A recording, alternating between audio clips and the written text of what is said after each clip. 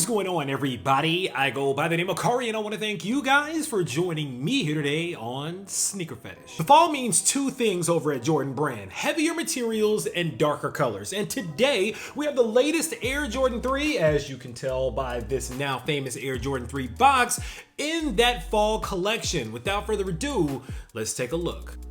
Boom. And there it is, ladies and gentlemen. This is the Air Jordan 3 Pine Green. First impressions, not bad. It's not a bad shoe. It's, in my opinion, not as great as everybody is making it sound. And maybe I'm gonna be the bad guy in this video because I'm gonna end up going against the grain versus what a lot of people have been saying about this sneaker, especially when you're talking $190 and all the other sneakers that are getting ready to come out. But before I get too far ahead of myself, let's dive into the sneaker because there are some really good points about the shoe. All right, starting with the upper of the sneaker here, you have a classic Air Jordan 3 silhouette. Nothing different about the silhouette in and of itself, but the upper of the sneaker this time, of course, is going to catch your eye because instead of the regular tumbled leather, the upper has been replaced by this very soft nubuck material. And now let's pause right there because obviously that's one of the biggest draws about this sneaker is the upper being replaced from the leather to this nubuckish, suede-ish feeling material. If you guys remember, many moons ago, many years ago, there was actually a sample Air Jordan 3 black cement with this same upper that was on it, and it drove the streets crazy. A lot of people wanted that sneaker to release, but the only person that I actually saw have that in their hand in their collection was the legendary Mayor. But it's Mayor, obviously he has everything in his collection. Moving past the upper of the sneaker here, you guys also notice the hits of pine green on the collar of the sneaker here, this ventilated collar. You also notice the hit of pine green here in the midsole as well as on the eyelets on both the top and near the bottom of the eyelets on this sneaker. Taking a top down look at the shoe here, this is where it starts to get a little bit interesting. Again, nothing really different as far as the construction or the look of the shoe. Same nubuck on the toe box going up to the black laces, no extra laces for your $190. But let's talk a little bit about the tongue. Now on the tongue of these threes, you have a nubuck tongue as well in gray.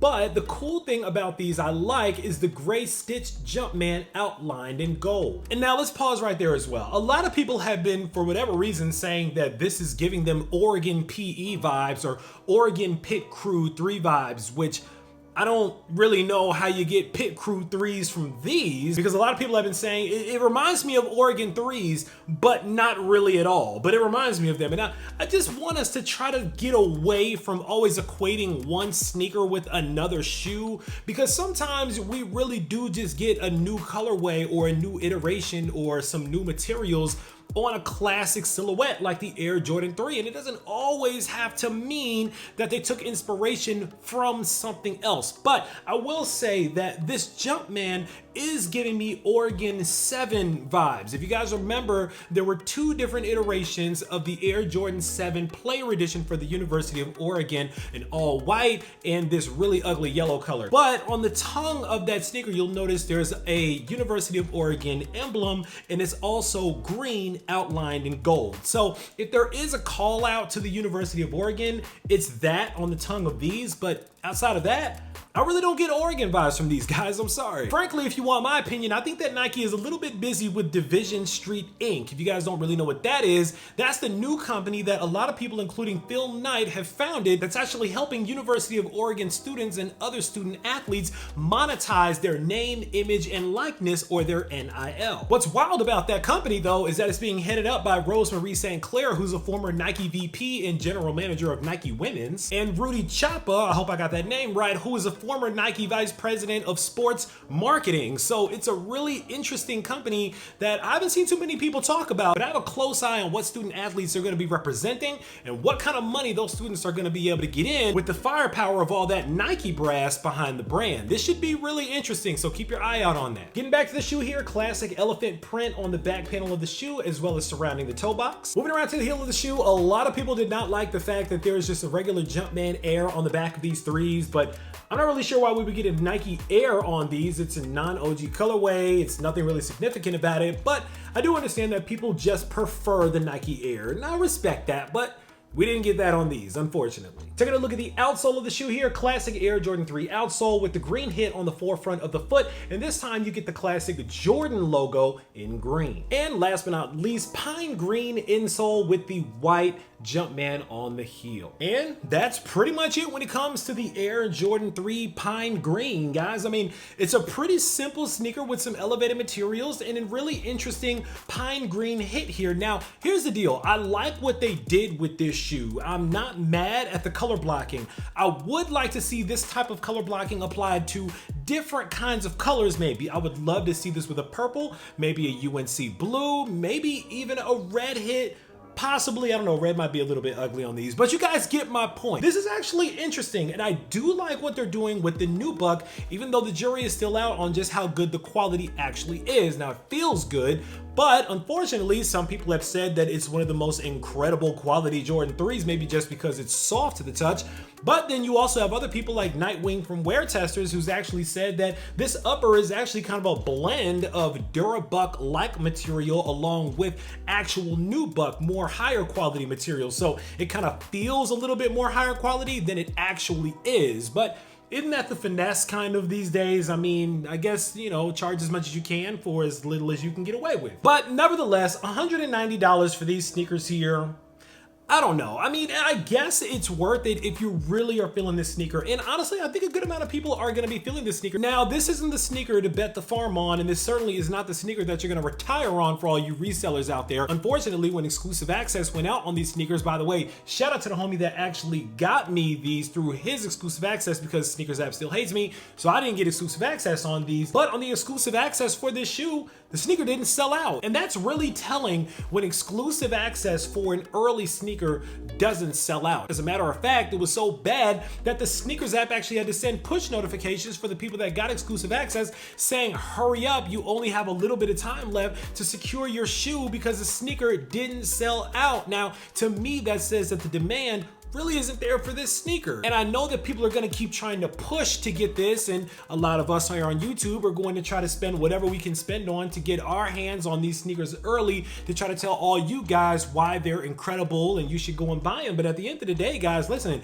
I know you guys work hard for your money. I'm not gonna tell you to spend your money on something that I feel isn't a good buy if I feel it's not a good buy. But again, I can't tell you guys what to do. If you like them, if you love them, please cop this sneaker. It's a good looking shoe. If you're looking to us, to me, to other sneaker YouTubers to tell you guys what to spend your money on, I'm not gonna tell you to spend your money on these. I'm gonna tell you to save it and try to get some strawberry coughs or try to get some other sneaker that has a little doper story behind it. And you can probably sit these out or wait for them to show up at some outlets because I got a feeling these are probably gonna show up at somebody's outlets at some point in time. I could be wrong. Which brings me to my last point, because you guys know that I wouldn't be me if I didn't get a little spicy these days. Sneaker YouTube is in shambles. And I don't know if you guys have noticed this, but it feels like a lot of videos these days are just a regurgitation of the same things over and over. It feels like a rat race these days to be the first out with whatever sneaker is early, because it feels like that's the only way to keep you guys engaged and to keep you guys watching videos, when I know that you guys want a little bit more depth than that. I think part of the problem is that you guys just keep getting fed the same thing. So you figure, well, I may as well just watch whatever's out there these days. Here at Sneaker Fetish, I want to do two things. I want to educate you guys about why these sneakers matter, if there's history or story attached to it, or I want to give you guys my take about what I personally think about these shoes. But not just sneakers, the business of sneakers, what's happening at the brands, what's happening behind the scenes and things like that. But unfortunately, it seems like that may not be the case. It seems like this little world of YouTube is being overtaken by everybody spending ridiculous amounts of money to get their hands on the earliest product possible, as long as it's still authentic and not fake, to get it out as early as humanly possible so that you guys will run up the views as much as they possibly can so everybody here can get famous. And I don't know, guys, maybe I'm just one of those weirdos that isn't really pressed about being famous or hitting 100,000 subscribers or being this or that.